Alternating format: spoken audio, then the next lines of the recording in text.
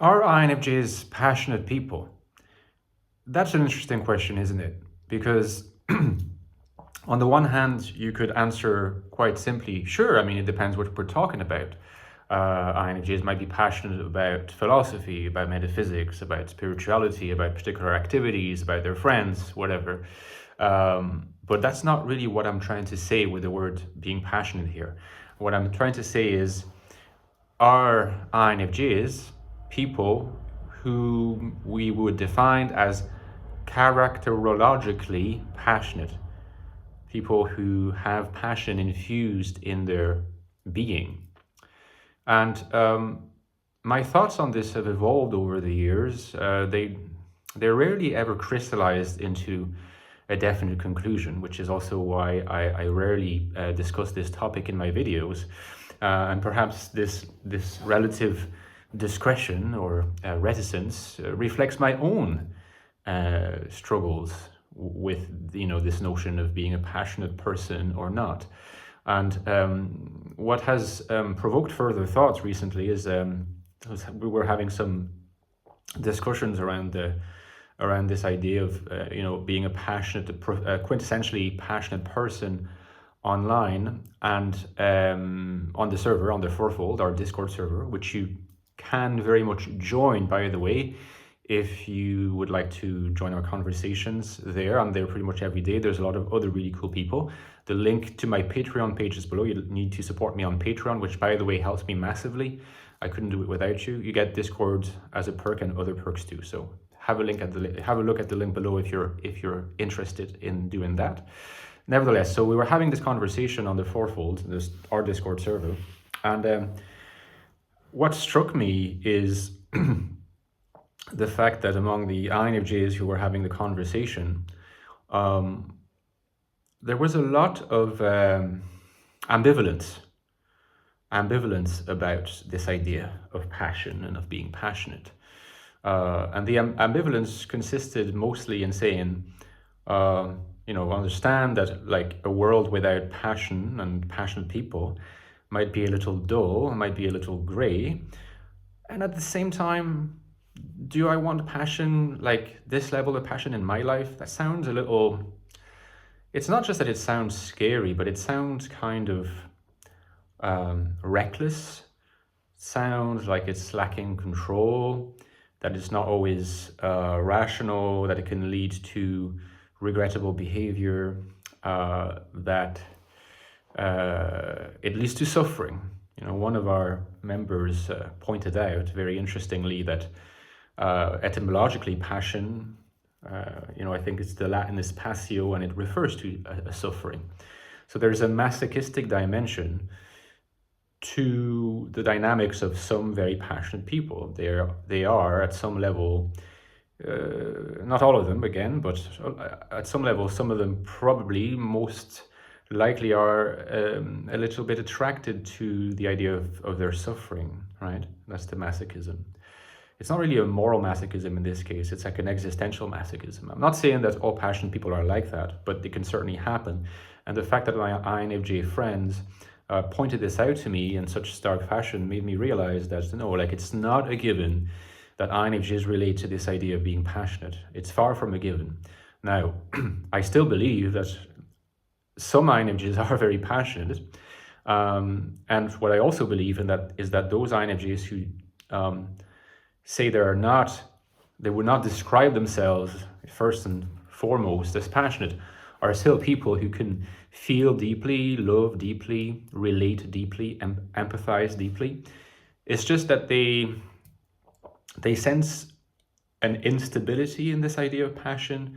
They sense perhaps even in some cases an immaturity, an emotional immaturity in the sense of passion that they are a little bit cautious towards, And that's very interesting. I wouldn't have expected that level of, let's say, cautious skepticism being expressed.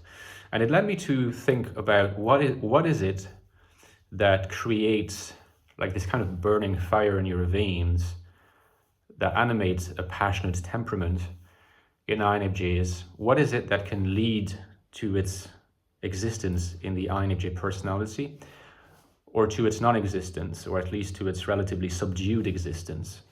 Again, leaving aside the question of whether or not it is a good thing to be passionate, because I think the main lesson from that exchange was that there's different points of view.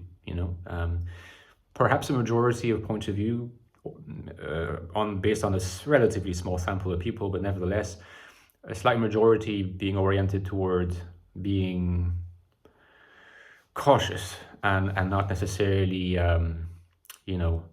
idealizing the state of being passionate, but putting more emphasis on its more untamed and masochistic side, and emphasizing that it's not needed to feel deeply about things in a whole host of different ways and towards a whole host of different people in your life. So where does it come from? And conversely, where does its absence or its stability or neutrality come from in those other INFJs? It seems to me, that's a useful way of distinguishing, because I always struggle to distinguish between the spiritualized INFJ and the secure INFJ. As you know, I tend to say that their internal dynamics are quite different, but their external behavior and vibe can be very similar. Not exactly the same. The spiritualized INFJ tends to be a bit more of a knight of faith in the Kierkegaardian sense, a bit more proactive, trying to change the world or change their social world in some ways. And I've explained why this has a dialectic explanation in my view, because spiritualized INFJs used to be insecure in some ways. I think that, in fact, one way where the internal dynamics have an external manifestations which you can recognize if you interact with those people, let's say a secure INFJ and a spiritualized INFJ, side by side. Over time, you'll notice that the spiritualized INFJs tend to be more passionate, more overtly passionate than the secure INFJ. The secure INFJs tends to be more chill, more calm, more even keeled, and tends to not oscillate widely. Now, the spiritualized INFJ oscillates a little bit more widely, but there is still a sense of like a classical conductor, sort of, managing to keep all the parts together and dynamically evolving throughout the days, the weeks, the years, with a sense of being in sync with those oscillations, which is not the case of the more insecure modes of INFJ being, like compliance and solipsism, where there is often a lack of sync, right? So often a sense of being out of step. So the way that I would put it these days is that the secure INFJ tends to not devalue passion, but look at it with a bit of distance. The spiritualized INFJ has managed to channel their passion into something productive and loving and creative and visionary and vocational, right? Now, the more insecure kinds of INFJ will have quite a different relationship to passion. I think that, and this is also returning to the question, where does passion come from? We talk about the whole in being, and I say that INFJs suffer from a lack of being, from a whole in being, and the bigger your whole, in some sense, the more insecure. But I think also the bigger your whole, the bigger your thirst for finding meaning in the world will also be like really urgent and really prevalent in your life. I think that's one way in which we could describe this. There is if you like, the secure INFJs has the smallest gap, right? The smallest hole in their being.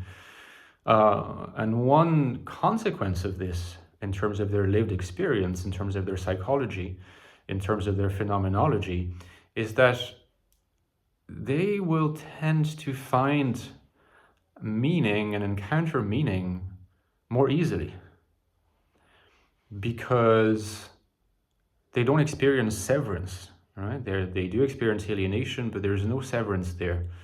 And severance is severance from meaning. So if you're not a secure INFJ, you're going to have to make your way towards meaning. You're going to have to make your way towards confronting severance and resolving severance, transcending severance.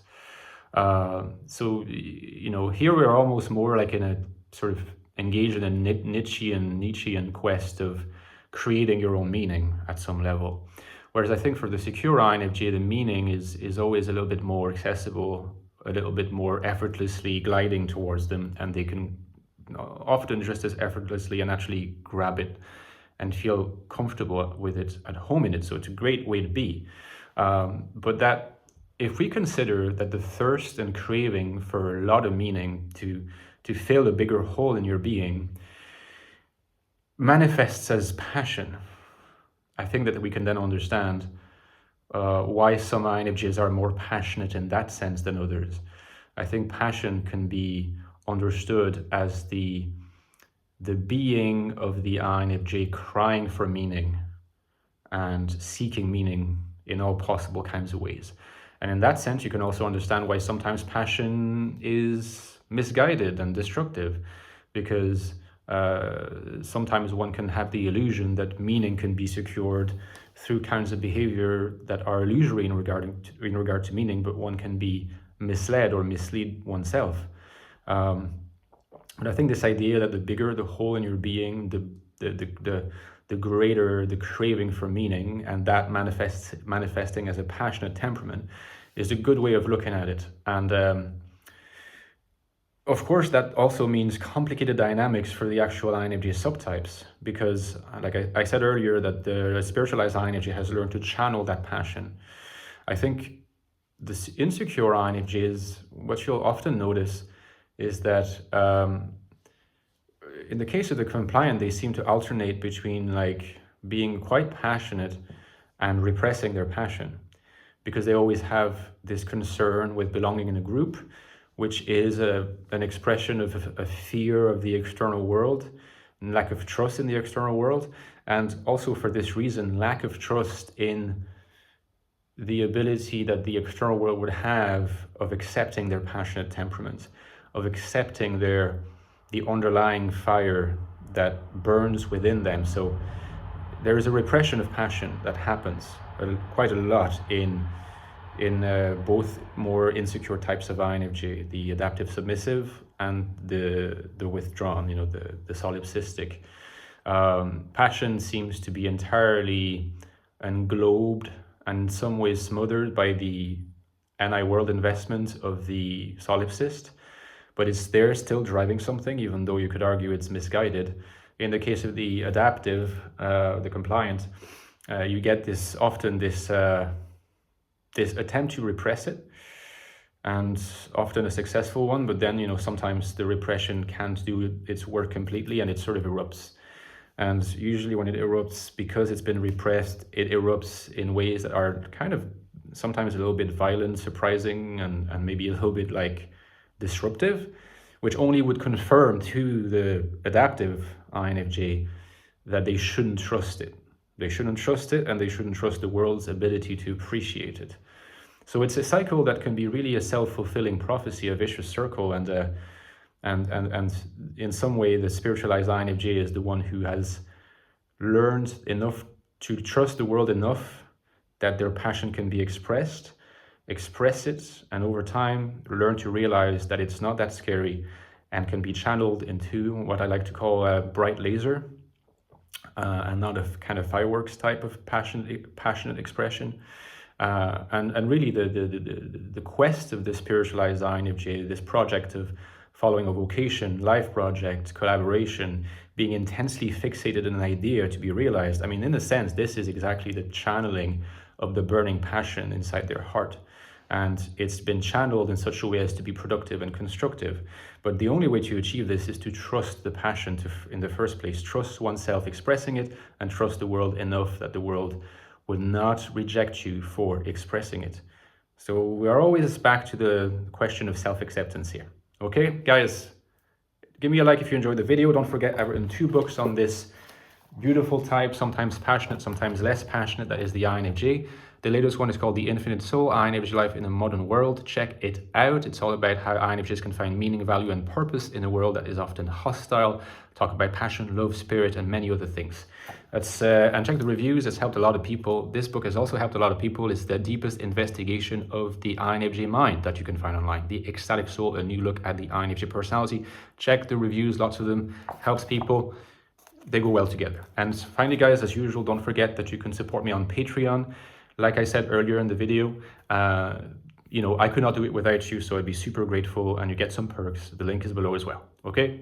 Take care, guys. See you soon.